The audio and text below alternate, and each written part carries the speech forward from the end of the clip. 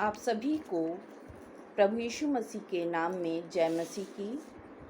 परमेश्वर का धन्यवाद हो कि संध्या समय हम सब उपस्थित होकर परमेश्वर का धन्यवाद कर सकते हैं, उनकी महिमा कर सकते हैं। आज की प्रार्थना सभा भाई संजय राम एवं भाई RN जॉन के परिवार के लिए है। अब मैं आपके सामने आज का पाठ जो पाया जाता है दूसरा योएल उसका 12 और 13 पद, जहाँ इस प्रकार लिखा है, तो भी यहोवा की यह वाणी है, अभी भी सुनो, उपवास के साथ रोते पीटते अपने पूरे मन से फिर कर मेरे पास आओ, अपने वस्त्र नहीं अपने मन ही को फाड़ कर अपने परमेश्वर यहोवा की ओर फिरो, क्योंकि वह अनुग्रहकारी, दयालु, विलंब से क्रोध करने वाला, करुणा निधान और दुख देकर पछताने हारा है। यह परमेश्वर का वचन है। आइए प्रार्थना सभा की शुरुआत से पहले हम सभी प्रार्थना में जाएंगे। धन्यवाद देते हैं परमेश्वर पिता आज के दिन के लिए प्रभु जी कि आपने हम सभी को सुबह से लेकर के इस संध्या समय तक आपने हम सभी को संभाल के रखा। प्रभु जी पिता परमेश्वर आपसे विनती और प्रार्थना करते हैं प्रभु जी, जो वचन दीप्ति भाभी के द्वारा आज बोया जाता है प्रभु जी, होने दीजिए। उस वचन के द्वारा आप हमसे बोलें और बातचीत कीजिए। भाई संजय भैया के लिए और मिस्टर RN जॉन के परिवार के लिए आपसे विनती और प्रार्थना करते हैं प्रभु जी, इन दोनों परिवारों पर अपनी कृपा बनाए रखना प्रभु जी, और हर प्रकार की आशीषों से इन्हें नवाजना पिता परमेश्वर। प्रभु जी इनके घर में किसी भी भली वस्तु की कोई भी घटी और कमी रहने ना पाए पिता परमेश्वर। इनके घर के चारों ओर अपने सर्वदूती पहरे बांधना पिता परमेश्वर। महामारी के हर प्रकार के संक्रमण से इन सभी को बचा के रखना पिता परमेश्वर। परिवार में जितने छोटे बच्चे से लेकर के परिवार में जितने भी बड़े हैं प्रभु जी, सभी पर अपनी कृपा बनाए रखना। साथ ही हम अपनी पूरी कलीसिया के सभी परिवारों के लिए आपसे विनती और प्रार्थना करते हैं प्रभु जी, हम सब पर भी अपना अनुग्रह बनाए रखिएगा पिता परमेश्वर। आगे का समय मैं आपके सुरक्षा भरे हाथों में सौंपते हुए ये दुआ हमारे उद्धारकर्ता प्रभु यीशु मसीह के नाम से मांगती हूँ, सुन और कबूल कीजिए, आमीन। परमेश्वर का धन्यवाद हो कि हम सभी अपने घरों में साकुशल हैं, और अब समय होगा कि हम परमेश्वर की महिमा के लिए कुछ गीतों को गाएंगे।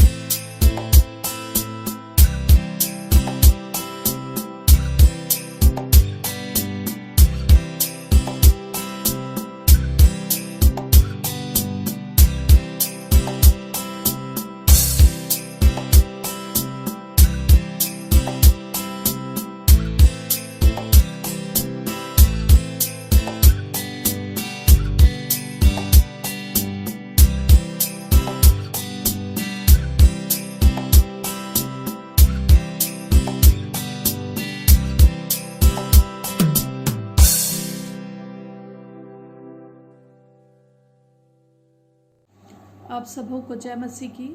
परमेश्वर के वचन में से जो भाग आज हमारे लिए चुना गया है वो हमको मिलता है पहला शामुएल उसका 3 अध्याय और पहले पद से 10वें पद तक। यहाँ इस प्रकार लिखा है, वह बालक शामुएल एली के सामने यहोवा की सेवा टहल करता था। उन दिनों में यहोवा का वचन दुर्लभ था और दर्शन कम मिलता था।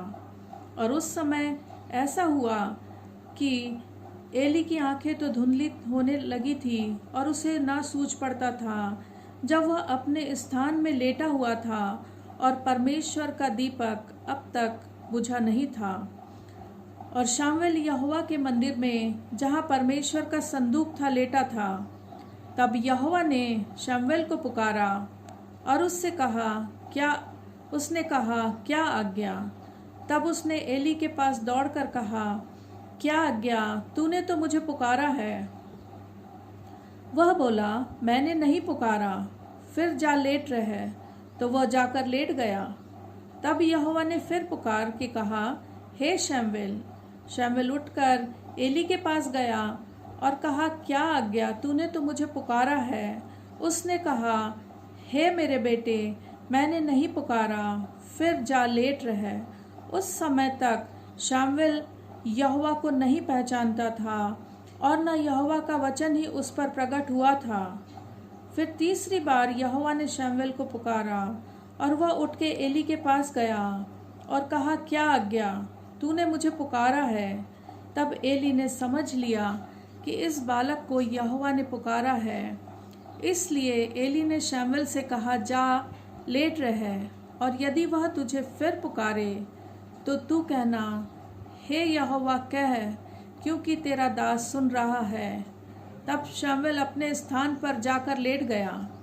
तब यहोवा आ खड़ा हुआ और पहले के समान पुकारा, शामुएल, शामुएल। शामुएल ने कहा, कह, क्योंकि तेरा दास सुन रहा है।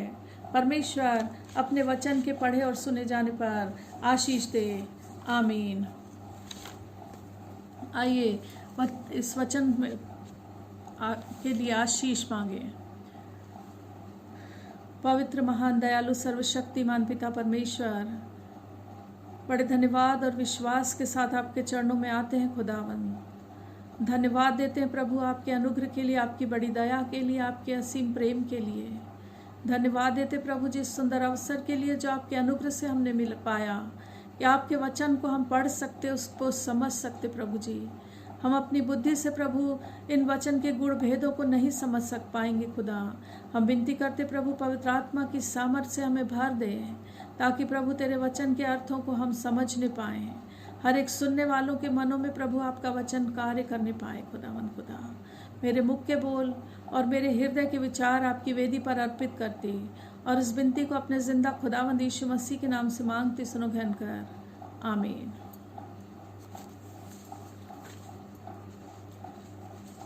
शामुएल ने कहा, कह, तेरा दास सुनता है। जो हमारा थीम वर्स है योएल उसका 2 अध्याय और 12वें पद में लिखा हुआ है कि तो भी यहोवा की वाणी है, अभी भी सुनो। और जब हम निरंतर इस वचन पर मनन कर रहे हैं तब हम पा रहे हैं कि परमेश्वर एक ऐसी हठेली जाति से को चिताना चाहता है, उसे अपनी नज़दीकी में लाना चाहता है, जिसको कि वो बार बार पुकारता जा रहा, बार बार उसको आवाज़ दे रहा है, परंतु शायद वो जाति परमेश्वर की आवाज़ सुनने को तैयार नहीं है।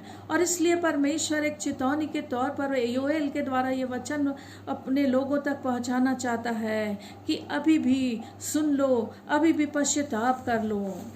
और जब हम इस वचन को पढ़ते हैं शामुएल की किताब में, तब हम पाते हैं कि जब शामुएल को परमेश्वर ने पुकारा तो वो परमेश्वर की आवाज़ को वचन में स्पष्ट लिखा है कि उस समय तक शामुएल यहोवा को नहीं पहचानता था और न यहोवा का वचन ही उस पर प्रकट हुआ था।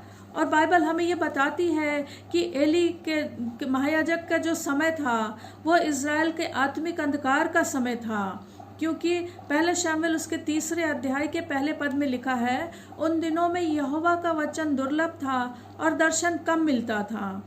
इजरायली जो थे निरंतर अनाज्ञाकारिता कर रहे थे, परमेश्वर के वचन पर चलना नहीं चाहते थे, सच्चाई को वो सुनना नहीं चाहते थे। ऐसे समय में जब परमेश्वर उन्हें सिखाकर चिताकर थक गया तो वचन हमें बताता है कि परमेश्वर ने भी उनसे बात करना बंद कर दी, क्योंकि लिखा है कि उस समय परमेश्वर का वचन दुर्लभ, दर्शन बहुत कम मिलता था, दुर्लभ था वचन परमेश्वर का।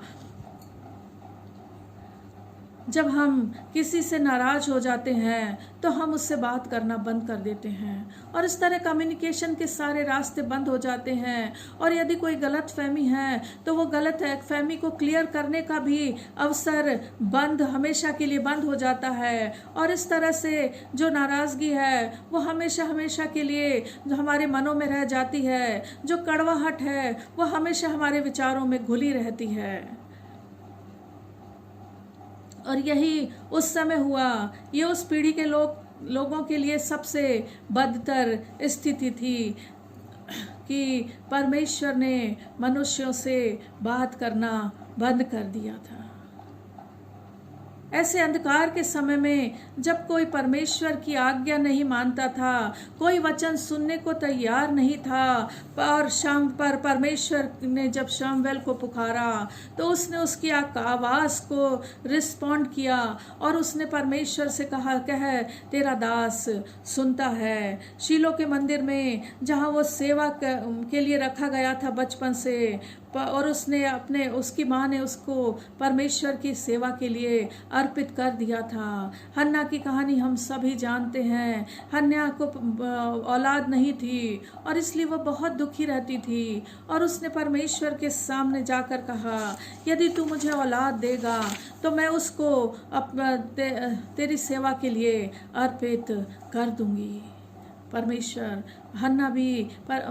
जानता था हन्ना भी उस समय के लोगों, उसी पीढ़ी की है जो परमेश्वर की आवाज़ सुनने को तैयार नहीं थी, परंतु हन्ना में उसे कुछ विशेषता नजर आई, वो एक्सेप्शनल लगी परमेश्वर को, जिसने कि कहा प्रभु मैं तेरी सेवा के लिए उसे दूंगी। परमेश्वर ने देखा कि उसमें परमेश्वर की आवाज़ सुनने की उत्सुकता है। उसने न केवल अपनी व्यक्तिगत कमी से छुटकारा पाया, परंतु पूरी इजरायली जाति की समस्या का हल उसको अपनी समस्या में नजर आया। परमेश्वर यदि मुझे औलाद देगा, परमेश्वर मेरी नाम धराई दूर करेगा, तो वो औलाद जो बेटा मुझे देगा उसे मैं परमेश्वर की सेवा के लिए दूंगी और वो पूरी इजरायली जाति के लिए माध्यम होगा परमेश्वर की आवाज़ को सुनने का। और उसकी कोख फलवंत हुई और एक बेटे को उसने जन्म दिया और जिसके ज़रिए से फिर से एक नई परंपरा शुरू हुई। परमेश्वर ने अपने लोगों से फिर बात करने लगे। पहला शमूएल उसका 3 अध्याय इसलिए महत्वपूर्ण है क्योंकि ये समस्या इंसानों के द्वारा क्रिएट की गई थी। समस्या से शुरू होता है और परमेश्वर के द्वारा उस समस्या के निदान के द्वारा खत्म होता है यह अध्याय।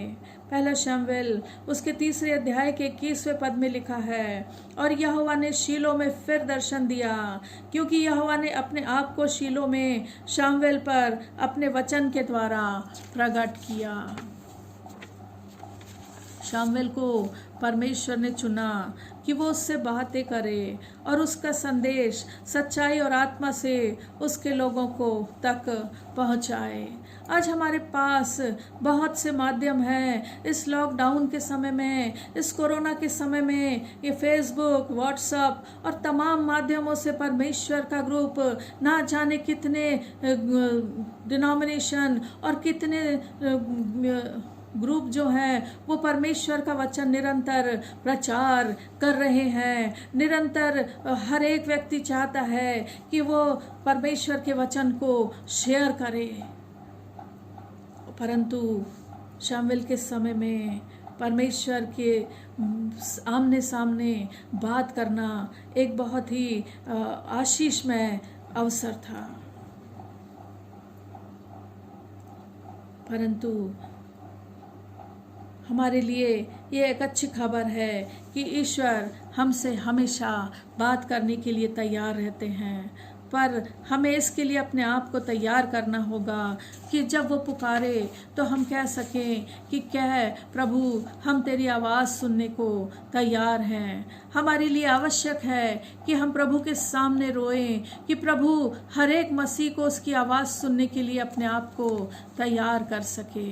हाँ प्रभु, यह पीढ़ी, हमारा समय जो है, जो पूरी तरह संसारिकता में हम व्यस्त हैं, संसारिक जीवन में फंसे हुए हैं, हाँ प्रभु पिता परमेश्वर, हमें तैयार कर कि हम तेरी आवाज़ को सुन सकें। इज़राइली को जब मिस्र की गुलामी में से छुड़ाने के लिए मूसा को चुना गया, तब उसने परमेश्वर से यही कहा, तब उससे परमेश्वर ने यही कहा कि इज़राइली जो निरंतर अपनी गुलामी की दुहाई दे रहे थे, परमेश्वर ने मूसा से कहा, मैंने उनकी पुकार को सुना है, मैंने उनकी दुहाई को सुना है।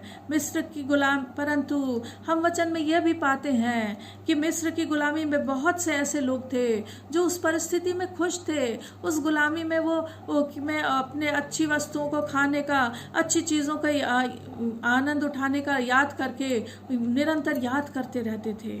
आज भी हम भी सांसारिकता में हम फंसकर अपने सांसारिक जीवन में, अपने पापों में, अपने गुनाहों में बहुत खुश हैं। हम उनको, अपने गुनाहों को, हम अपने उन पापों को एंजॉय करते हैं, परंतु हम पाते हैं कि कुछ ऐसे थे जो अब्राहम, इसहाक और याकूब के परमेश्वर को, उसके वायदे को या रात दिन स्मरण करके रोते थे।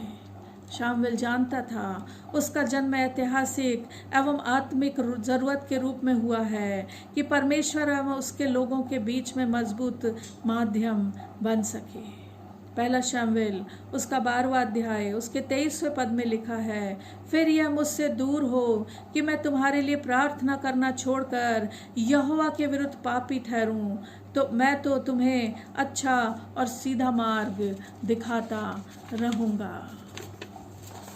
हम इस पीढ़ी के लिए प्रार्थना यदि नहीं करते हैं तो हम पापी ठहर सकते हैं। परमेश्वर चाहता है ऐसे प्रार्थना योद्धाओं को जो इस पीढ़ी के लिए प्रार्थना कर सके, ताकि प्रभु इन बीमारियों से, इन विपत्तियों से ये पीढ़ी, हमारी पीढ़ी बचाई जाए। प्रकाशित वाक्य उसका 5वां अध्याय और 8वें पद में हम पाते हैं कि चारों प्राणी और 24 प्राचीनों के हाथ में धूप से भरे कटोरे थे, और ये तो पवित्र लोगों की प्रार्थनाएं हैं। मैं कई बार सोचती हूँ कि यदि हम न्याय के सिंहासन के सामने खड़े होकर उन धूप से भरे कटोरों में क्या हमारी एक भी प्रार्थना नहीं होगी कि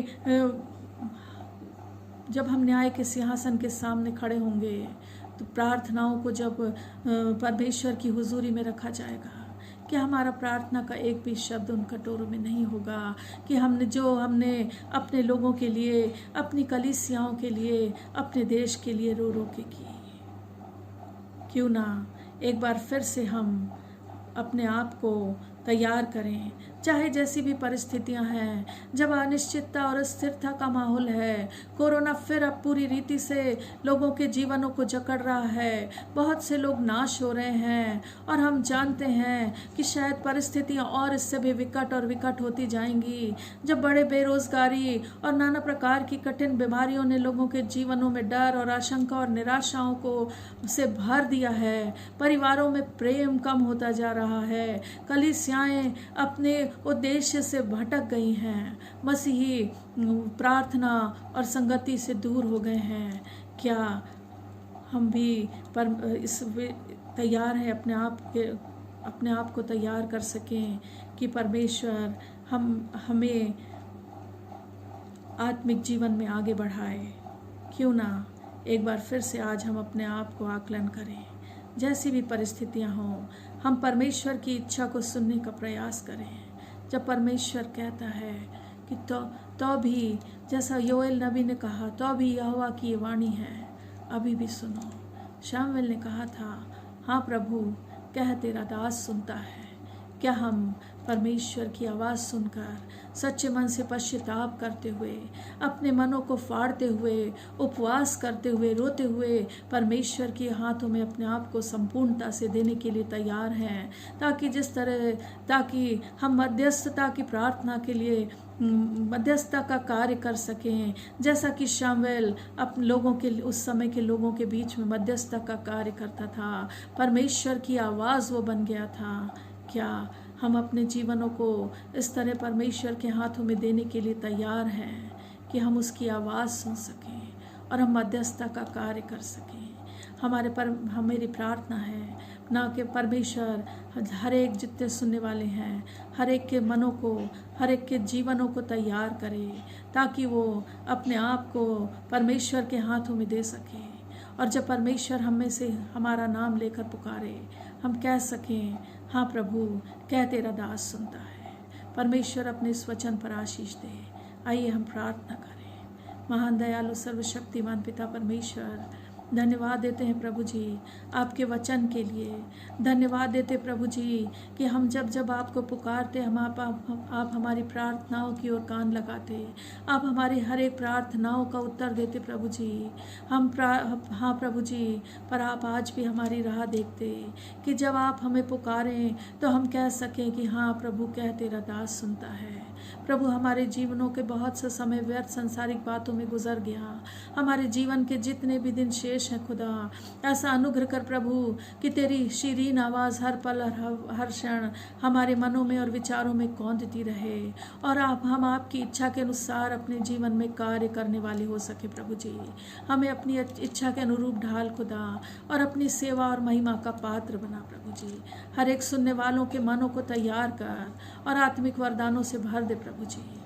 प्रभु, अपने वचन को बहुत आयत से फलवंत कर। इस विनती को अपने जिंदा खुदावंद यीशु मसीह के नाम से मांगती सुनो कहकर, आमीन। मैं हृदय से धन्यवाद देती हूँ दीप्ति भाभी का कि उन्होंने परमेश्वर के वचन द्वारा हम सभी को आशीषित किया। परमेश्वर उन्हें अपनी सेवा के लिए इस्तेमाल करे और आशीष दे। जय मसीह की।